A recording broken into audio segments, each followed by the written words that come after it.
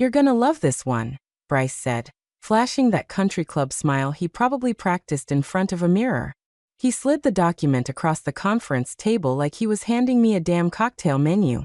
It looked harmless enough. Crisp paper, clean font, title in bold. Equity reconciliation and retention acknowledgement. Corporate speak for bend over and sign your future away. He tapped the page with a manicured finger, like it was a game show prize. "Just cleaning up some legacy clutter before the merger," he said, voice slicker than a greased otter. "Legal wants everyone squared away. You know how it is, T's crossed, I's dotted. Nothing major." Right then, I knew something was rotten in this air-conditioned hellhole. This wasn't my first rodeo. I've seen enough of these routine paperwork updates to know they're usually neither. And Bryce? The guy had been here for all of 6 weeks and was already throwing around terms like streamlining verticals and monetizing synergy. Translation: he wanted to make the company his chew toy before the ink on his nepotism hire was even dry. I took the packet with a slow nod, flipping through it while pretending to scan. Truth is, I wasn't reading it. Not yet. I was watching him. His eyes weren't on the document. They were on me, like a hawk waiting for the mouse to step just 1 inch too far. "So just a formality?" I asked, laying the dumb old tech guy routine on thick. He grinned. "Exactly. You sign it, you get a nice little retention kicker. And we get to clean up the shareholder record. Win-win, buddy." Buddy my ass. The meeting was short. He had places to be, probably another strategy session, where he'd brainstorm more ways to cash out while the rest of us kept the lights on. I stuffed the packet into my laptop bag, mumbled something about needing to check on a firewall migration, and walked out. I didn't say another word to anyone for the rest of the day. But that night, with a cold beer and a spite-fueled playlist humming through my speakers, I dug into the archives. Not the company's official systems. Those had been sanitized cleaner than a nun's Netflix history. No, I was talking about my archives. A fireproof box in the back of my closet with 12 years of dog-eared HR paperwork, equity memos, and the original 2013 bonus letter that most folks either lost, ignored, or cashed out like idiots when the company IPO'd light. Buried halfway through that faded packet was something that made my spine sit up straighter than it had in a decade. There it was, Clause 14.3c. I remember when it was drafted. Back then, we were a 20-person startup grinding out 14-hour days in a glorified broom closet. The CEO, before he started golfing with hedge funds, was terrified we'd jump ship for better offers. So he promised foundational equity. Tiny slices of stock, sure, but with weird little hooks baked in. One of them? If your shares fell below 0.5%, and the company ever changed control, you could vote against the deal. Even solo. It was a joke at the time. A feel-good clause meant to make us feel important. Except I never sold. Never diluted. Never transferred. I still held exactly 0.52%. Not much. But enough. Enough to nuke a merger. I leaned back in my chair and exhaled a long, slow breath. Not the kind of breath you take when you're scared. This was the kind you take when you realize you've been holding your cards so long. You forgot you were sitting on a royal flush. So Bryce wanted to clean up legacy stuff? Funny, because that dusty clause in my drawer wasn't legacy. It was leverage that we were stacked like sardines in a glorified broom closet above a failing Jamba Juice, running on burnt coffee and blind hope. The AC unit wheezed like a dying horse, and every time someone microwaved fish, the entire server rack flickered. And yet, we believed. Back then, it still felt like ours. A dozen and change of us, fueled by Red Bull and ramen, building something real, something raw. No fancy titles. No HR seminars. Just engineers, coders, a half-mad UI guy named Kurt, and a CEO with enough desperation behind his eyes to make it contagious. That was the year of the bonus packet. We'd just landed our first real client. A name-brand one. Revenue was finally more than a suggestion. But there wasn't enough cash to go around. Not if you wanted to keep the lights on. So instead of raises, the CEO called an all-hands in the breakroom/coat closet and handed out folders like he was Santa with a migraine. Inside was a mess of legalese stapled at weird angles, paper clipped together with a printed PowerPoint that looked like it had been vomited out by clip art. But buried in there, between the stock vesting schedules and performance milestones, was something weird. Foundational equity clause. Any recipient holding greater than 0.5% of total equity, in the event of a change in control or merger, shall be granted individual veto rights on final transaction approval if no transfer, dilution, or conversion has occurred. We all laughed. Kurt started calling it the Napoleon Clause, said it was the CEO's way of giving us toy swords to make us feel like generals. Most folks sold their shares once the IPO hit. First round, second round, whenever life got hard or the market got juicy. Some wanted Teslas. Some wanted college funds. Some just got bored. Not me. I didn't hold on to them because I knew this moment would come. I held on to them because I didn't trust anyone not to turn the place into a dumpster fire the second outside money sniffed the profits. I'd seen it too many times. VCs roll in with a PowerPoint and a smile, gut the culture, rename the damn company to something like Zentrix or Fluid, and suddenly you're working for a spreadsheet. So I held. Quietly. Obsessively. Never transferred. Never diluted. Never even looked at the account except to make sure it was still there. And now here I was 10 years later, holding that dusty folder with coffee stains on the corner, and a clip from my first badge still stuck inside. My name printed in faded ink. My signature still sharp on the last page. Clause 14.3c. Still intact. I flipped through the rest of the packet, rereading every word like it was a will I'd forgotten I wrote. No expiration. No dilution clause override. No board override authority. Just one condition. 0.5% minimum, untouched, unaltered. My number? 0.52%. Bryce had no idea. He saw me as some legacy tech grunt with a bad back and too many grays to matter. The kind of guy you throw a $15,000 bonus at to shut up and keep coding while the big boys play Shark Tank in the boardroom. He didn't know I was the lock on the vault. Not a shareholder. A gatekeeper.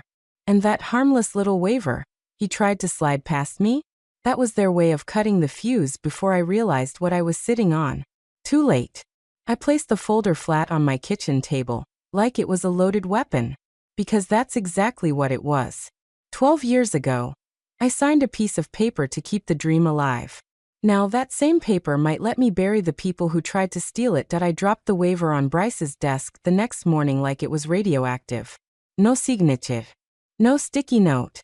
Just the raw document, edges curling slightly from the humidity in my bag. He didn't even look up from his phone. Appreciate you circling back, he mumbled, scrolling with his thumb like he was searching for a personality. No worries, some folks just need a little more time. Didn't need more time, I said. Just didn't sign. That made him pause. Eyes flicked up. The smile was still there, but now it twitched, just a hair too tight at the corners. Totally fine, he said, tone shifting to a brittle politeness. It's just a cleanup measure. For legacy folks. No real impact. But if you change your mind, the window's still open. I gave him the kind of nod you reserve for rattlesnakes and car salesmen, then walked out before I gave in to the urge to jam a ballpoint through his MacBook. Didn't think much of it, until the next morning. Email from HR. Subject. Follow-up regarding retention packet. Then a calendar invite for a quick sync, with legal. Followed by a surprise appearance from the CFO in my afternoon sprint review. A guy I hadn't seen outside of shareholder meetings in years. Hey, he said casually, leaning against the doorframe with all the subtlety of a DEA raid. Just heard you had a question about the equity cleanup? Happy to clarify anything. It's nothing complicated, just smoothing the path for the merger. I smiled deadpan. Didn't ask any questions. He blinked. Oh, well.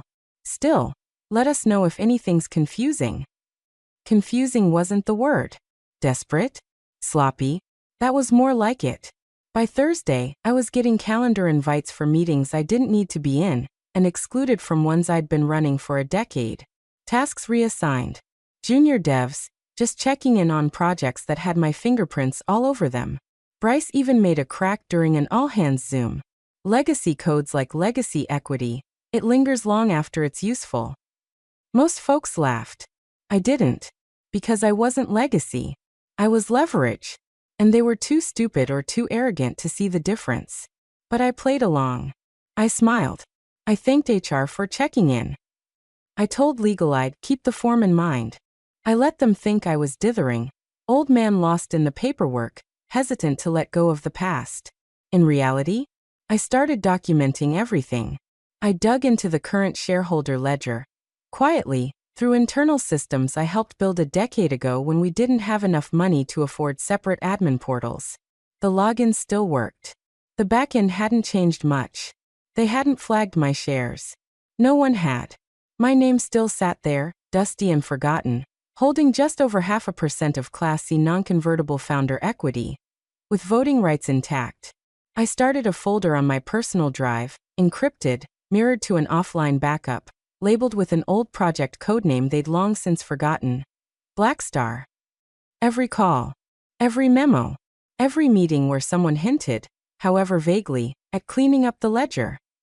By Friday, legal sent me a clarified version of the waiver, with friendlier language and a note from some assistant GC I'd never met. Let us know if this helps address any confusion. It didn't. But it confirmed something. They were sweating. Not openly, yet, but the stink of worry was in the air. They wanted me quiet, compliant, and preferably erased from the record before the deal hit daylight. What they didn't know, I'd already stopped being part of the company the second Bryce called me legacy. Now I was just watching them dig. And I was taking notes that it was almost funny how easy it was to access the ledger. 12 years ago, I helped build the original admin interface, back when we couldn't afford off-the-shelf solutions, and every extra dollar went to server space or cheap Thai takeout. They never changed the back end. Hell, they never even rotated the encryption keys. I logged in with an old alias, poked around the same dusty codebase I helped architect, and there it was, the full shareholder structure, just sitting there like an unlocked liquor cabinet in a frat house. I ran the numbers 3 times just to be sure. 0.52%. Still me. Still untouched. Still tagged with the original Class C designation. And more importantly, the embedded voting rights that came with it. No footnotes.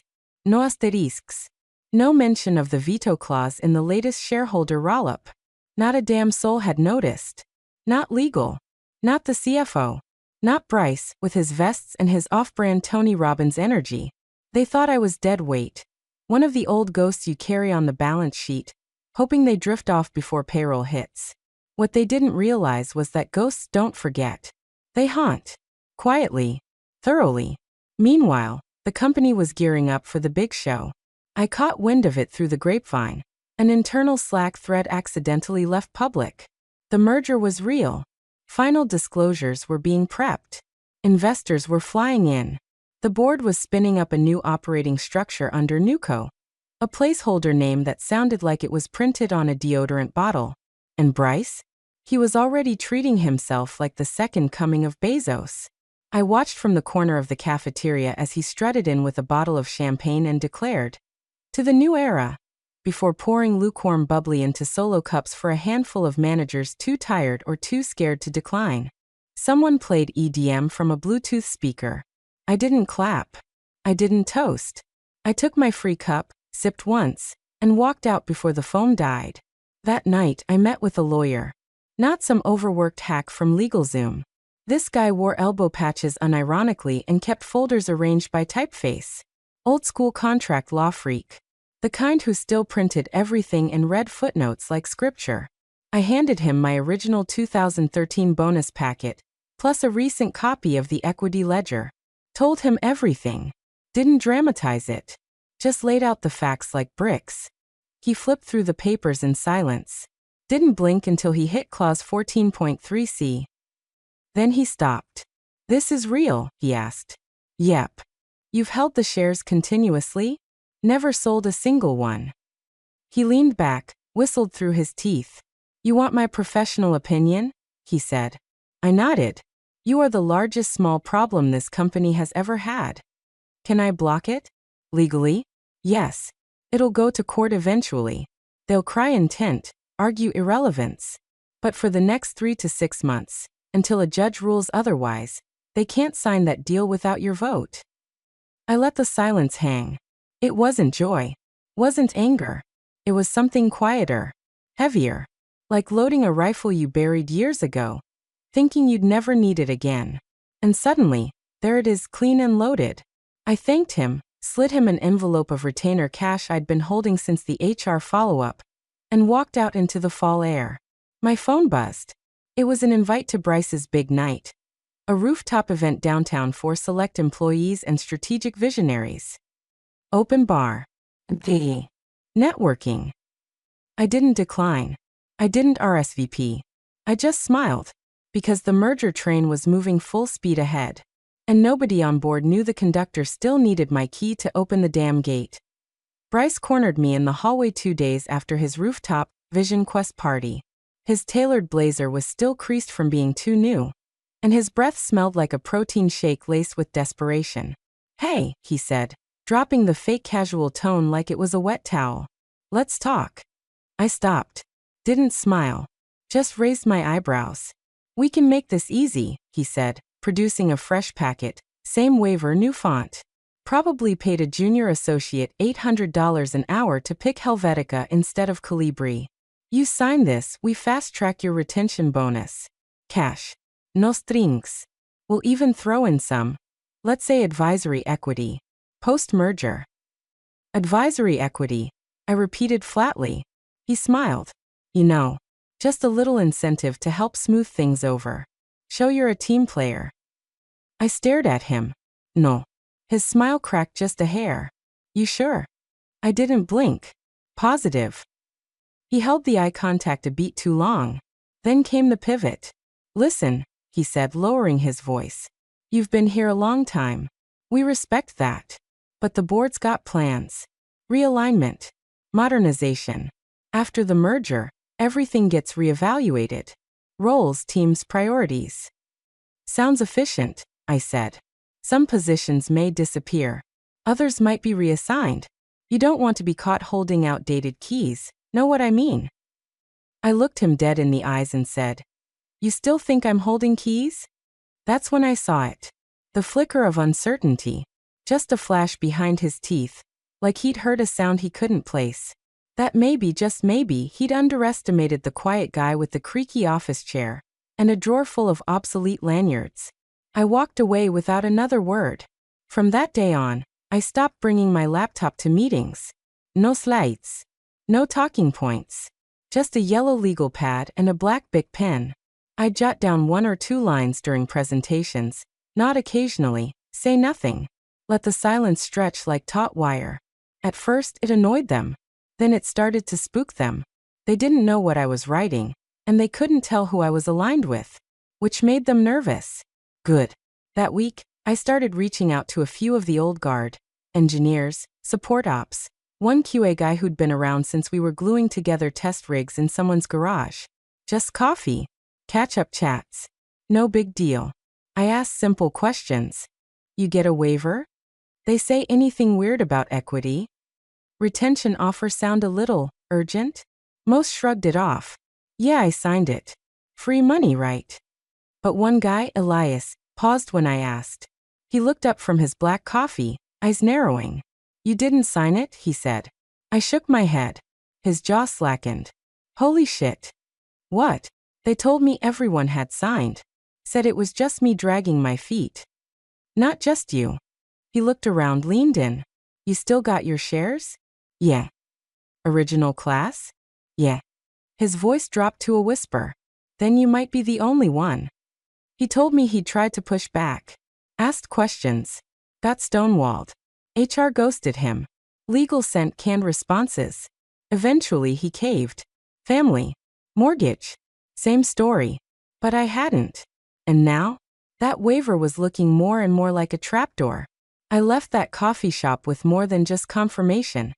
I left with a count. Elias said there were at least 7 of us who held legacy shares before the IPO. 6 had signed. That left me 1 signature short, 1 vote shy of clearance. And Bryce? He was acting like the ink had dried. They thought they had this merger in the bag. But I wasn't legacy anymore. I was the damn bottleneck. The countdown started quietly. A company-wide email went out Monday morning, subject line. Milestone achieved. Merger closing set for 30 days. The header was full of stock photos, shaking hands, skyline vistas, digital graphs overlaying smiling professionals. Total corporate theater. Underneath the flare, it listed the merger date, the new entity's name, Nexera Technologies, which sounded like a probiotic, and a generic blurb about synergizing innovation across verticals. Most people skimmed it. A few replied with GIFs. Bryce posted a photo on Slack of a champagne bottle next to a stack of signed folders. Final docs filed. Toast to the future. But I didn't toast. I was too busy watching legal trip over themselves. 2 days after that email, someone finally, noticed Clause 14.3c. I'm guessing it was some poor junior associate, tasked with cross-checking the founding equity agreements for compliance, who had the misfortune of stumbling on the clause like a landmine buried in a box of kitten photos. And just like that, the panic began. I got a high-priority meeting request from legal at 10:07 a.m. 20 minutes later, a follow-up with HR. Then a same-day calendar block marked only, leadership sync mandatory. When the CFO walked past my office without making eye contact, I knew the paper trail had finally caught up with them. But the real fireworks came at 4:42 p.m. My door slammed open like a movie scene that forgot to cut to commercial. Bryce stood there, cheeks flushed, one of those legal folders in his fist like he was about to use it as a weapon. His vest was wrinkled.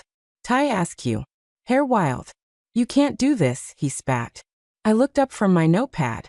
Do what? He threw the folder on my desk. It slid to a stop, flapping open to the page I knew by heart. You know what? He snapped. This clause. This bullshit founder clause. I leaned back slowly, let the silence grow teeth. I haven't done anything, I said. Yet. He blinked. The deal is done. The board approved. The paperwork's filed. I nodded. And none of it's final until unanimous shareholder consent on change of control. What's the number again? Oh right, Clause 14.3c. He swore under his breath, pacing like a man who just realized he'd been betting with Monopoly money. You sandbagged this. Sat on it. Waited to spring it like a trap. I offered. No. I just read what I signed. That's all. His hands were fists now. You think this gives you leverage? You think you can extort your way into? I cut him off with a quiet voice. You wanted me erased. You tried to bribe, then threaten, then isolate me. All because you assumed I didn't know what I had. But the only reason this clause is a problem is because you ignored it. Not me. He stared, jaw clenched, lips twitching. For a moment I thought he might actually throw a punch. Instead, he stormed out without another word. I sat in the silence, heart beating slow but solid, like the ticking of a grandfather clock. Truth was, I wasn't celebrating. Not yet.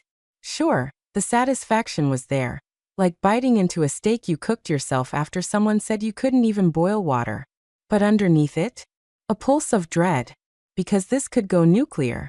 If the board dug in, if legal tried to invalidate the clause, if they pushed hard enough to steamroll it in court, we'd all end up in the mud. Delay the merger. Tank the valuation. Spook investors. Maybe kill the deal outright. And I'd be the name they blamed.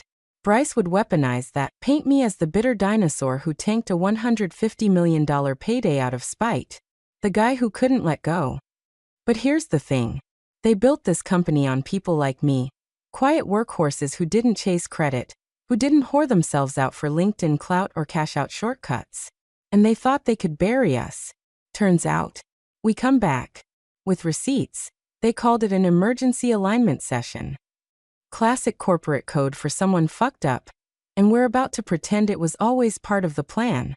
The invite hit my inbox at 6:43 a.m. Subject: urgent. Special board review. Attendance required. No agenda. Just a time, a Zoom link, and a CC list that read like a shareholder wet dream.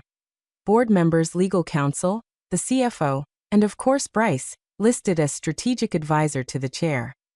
I wore my oldest hoodie to the meeting, the one with the faded logo from our first client demo in 2012. Made sure the background of my webcam showed my original startup plaque, the cheap one with the chipping paint and crooked nameplate. Let them see who they were dealing with. The boardroom was all polite grimaces and overly warm greetings. I counted 3 Starbucks cups, 1 lawyer in a suit too expensive for this disaster, and 5 people trying not to make eye contact with me. Bryce took the lead, of course. Couldn't wait to turn this into a TED Talk. He stood, hands clasped like a youth pastor with a marketing degree. Thank you all for making time this morning. I wish this was a more celebratory occasion, but unfortunately we've hit a procedural snag. Snag.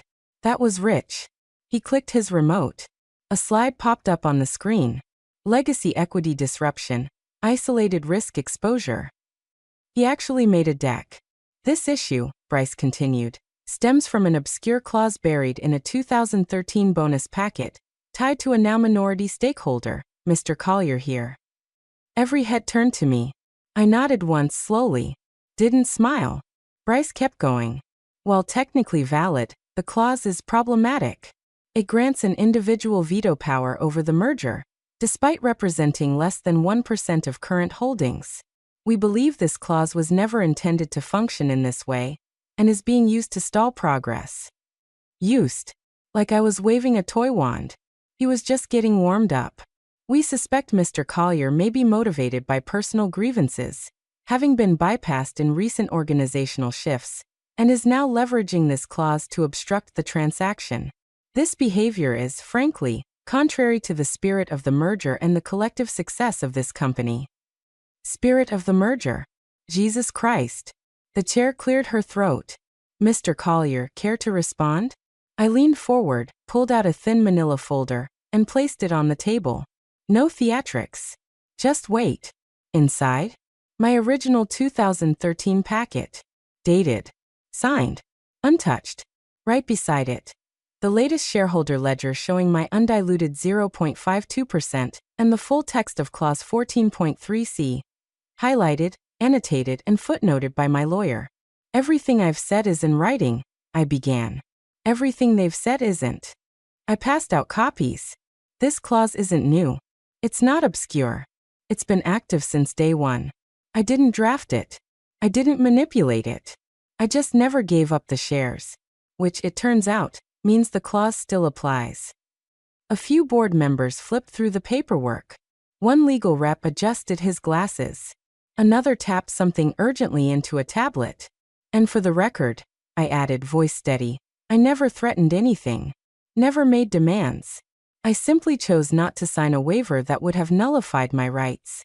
A waiver Bryce presented without full disclosure or legal context. Bryce started to open his mouth.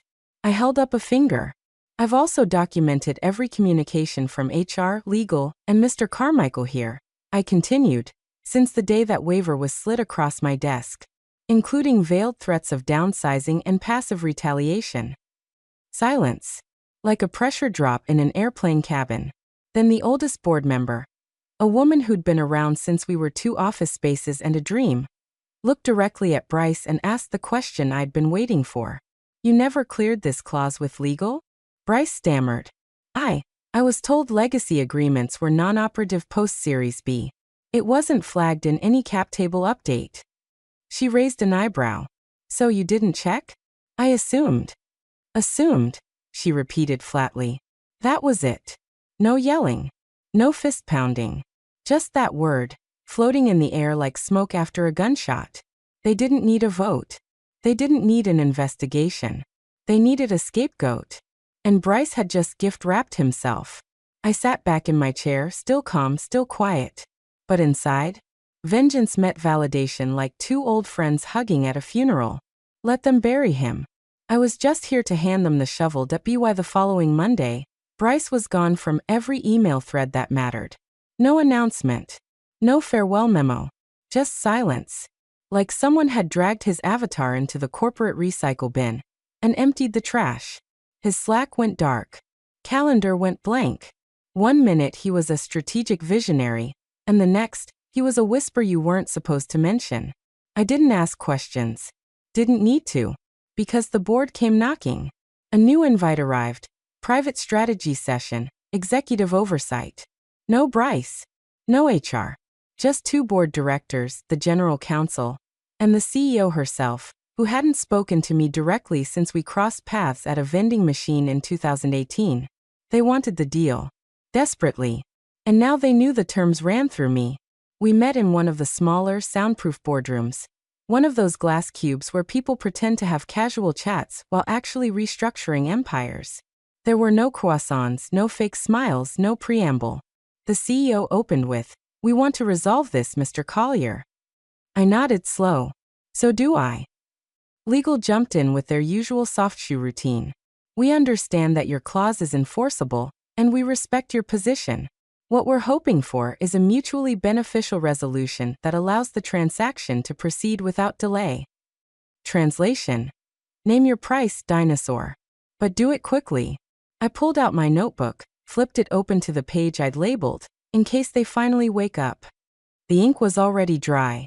"I have 4 conditions," I said calmly. "4?" the GC asked, already squinting like he smelled a bribe. I held up a finger. 1, title change. Effective immediately. I want VP of Strategic Operations. Permanent. Not interim. Not acting. The CEO didn't blink. Just nodded to the GC. 2, equity payout. I want a valuation based on the final merger pricing.